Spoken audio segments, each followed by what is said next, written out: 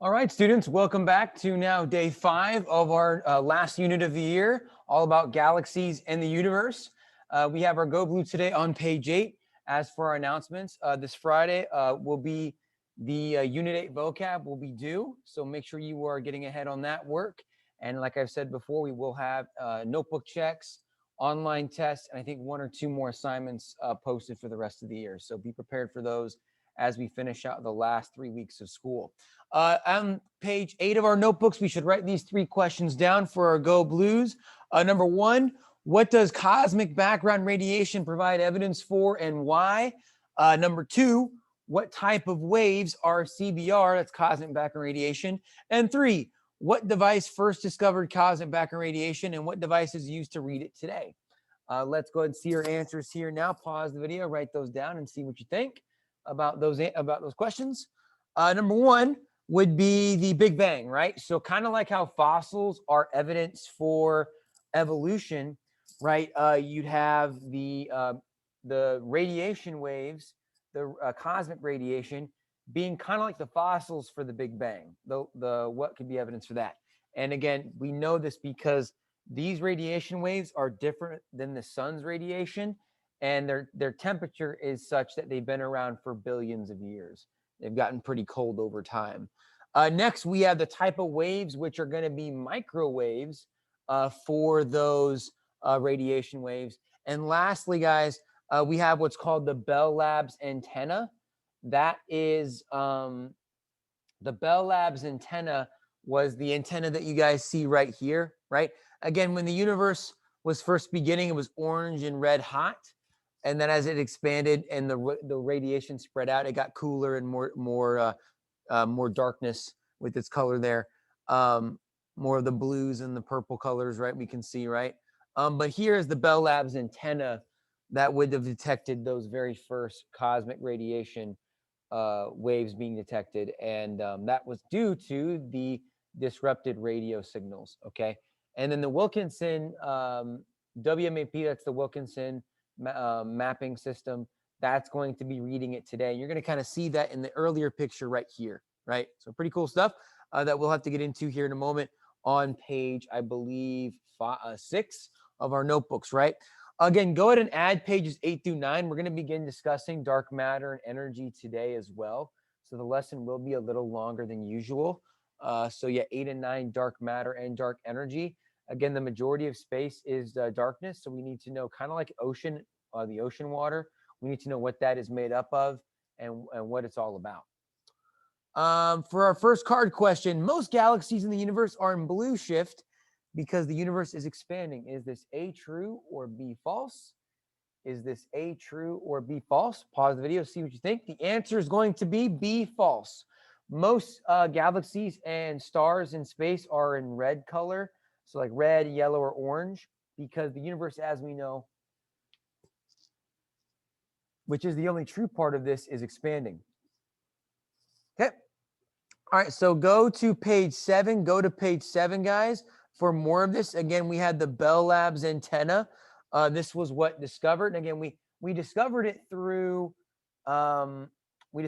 disrupted radio signals. Like when you tune a radio station, you can hear like the static noise in the background.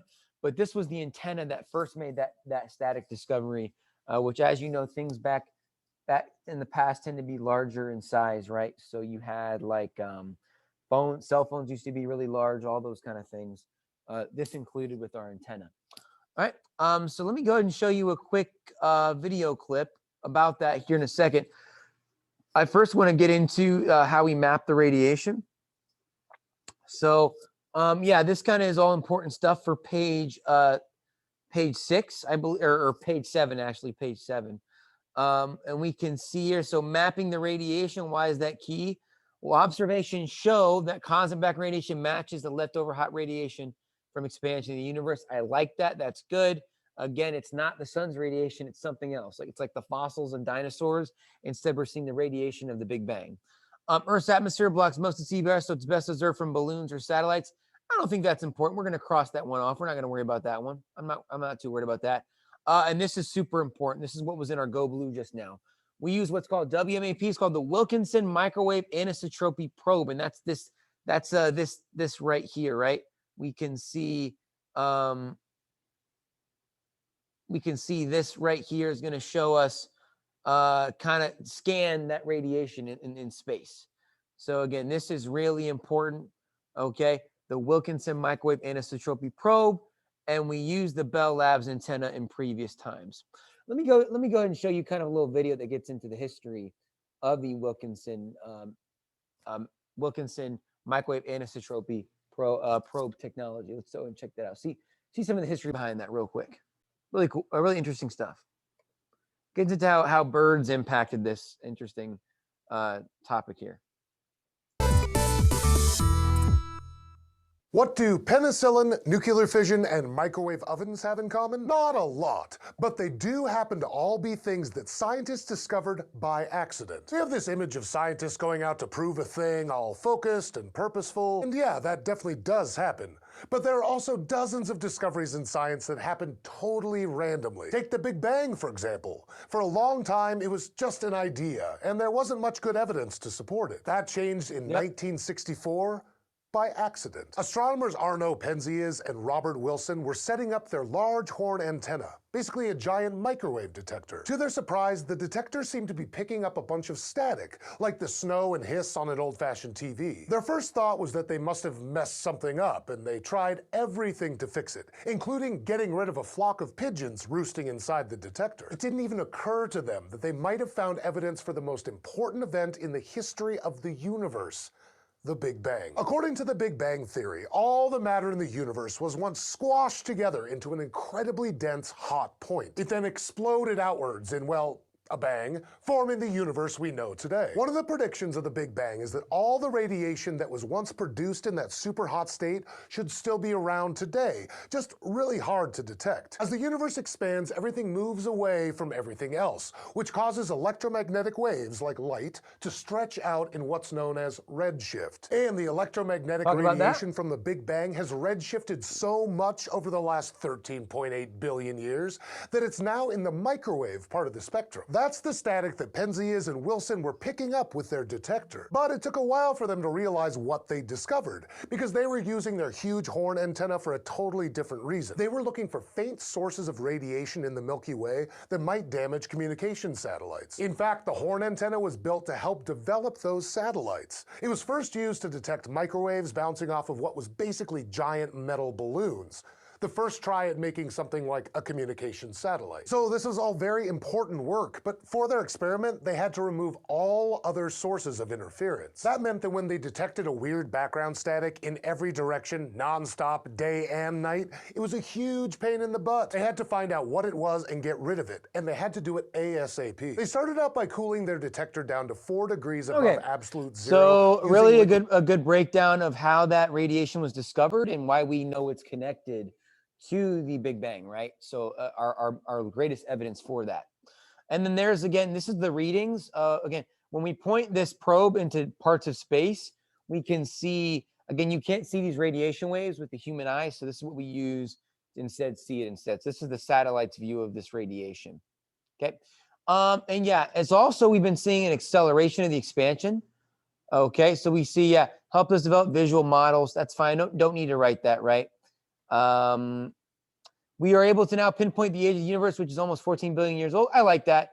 14 billion years old, based on the expansion and based on the age of those waves.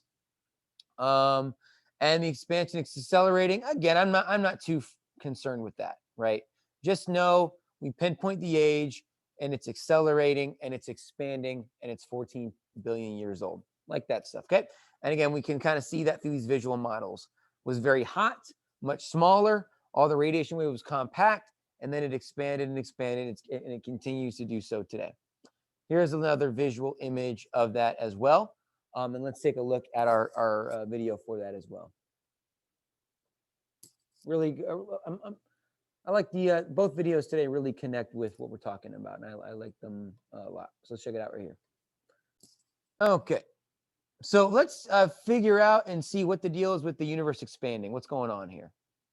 The universe is expanding. If you zoom out far enough, you'll find that everywhere in the universe is moving away from everywhere else. But once you know the universe is expanding, you might wonder if it's going to keep expanding somehow, or eventually stop and crunch in on itself because of the attractive force of gravity. Well, all you have to do is point your telescope at a distant galaxy, measure how fast it's moving away from us, wait about 1,000,000 years, and then do the same thing again to see if the galaxy is moving faster or slower than before. But if you don't have 1,000,000 years to spare, here's what you do. You look at different galaxies. Because light takes time to reach us, when we look at a galaxy far, far away, we see it as it was a long time ago. So looking at a bunch of galaxies different distances away is kind of a rough proxy for looking at the same galaxy at different times. The light from the stars in a distant galaxy can tell us two basic things. First, its speed. Light from anything moving away from you becomes redder in color, kind of like how police sirens get lower in pitch when moving away. This red shifting of light tells us exactly how fast stars are moving away from us. If the light from a star is 5% redder than it should be, it means the star is moving away from us at 5% the speed of light.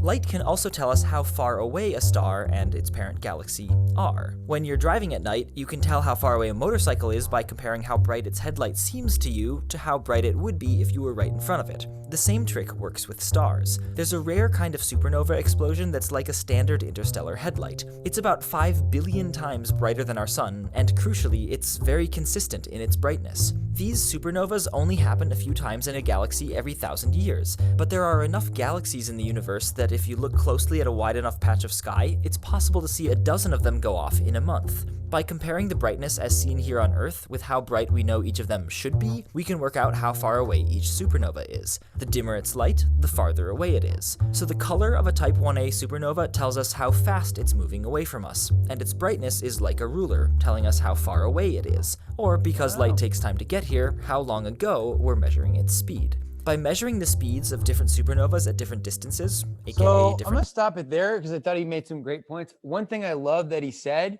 the brightness of the star is like the ruler, right? So the brightness and the color of the star compared to ours really gives us an indication as to how far those stars are. So that those stars and those galaxies moving further and further away, the majority of which are in redshift, right, is further evidence that the universe is continuing to expand. So really cool stuff there as well. I think we got one more question here, and then we'll kind of get some more information because I did say it would be a little longer lesson. We've got exit ticket. How are we able to tell that the present day cosmic background radiation derives from the Big Bang? Is it A, wavelengths in the form of microwaves, B, universe expansion discovery, C, temperature of negative 270 degrees Celsius, or D, aging the universe at 14 billion years old? All good points, but it's going to be the temperature, guys. Letter C, guys, because again, if it's been around for billions of years, those waves are going to get a lot colder in deep space. Deep space is pretty cold. So they used to be really hot, but now they've gotten colder. What is dark matter and what is energy for page 8? This is page 8.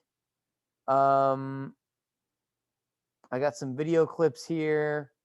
Oh, I'm going to run low on time if I try this. So what is dark matter and dark energy?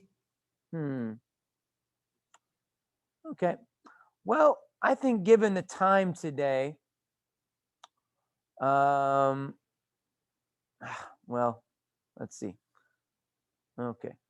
All right. All right. Well, I kind of gave the answer away there. I'm gonna stop the video there today, guys. We finished cosmic radiation, and we're gonna start dark matter and dark energy in the next lesson. I did show you some answers there. So if you want to copy those down from the video and pause it, that's totally fine. Totally okay. Get ahead. That's always a good thing. If not, we're going to break it down in full detail on the next lesson. This is Mr. Campbell. Keep up with our online classwork, the notebook, and the online assignments. If you have any questions, let me know. This is Mr. Campbell signing out.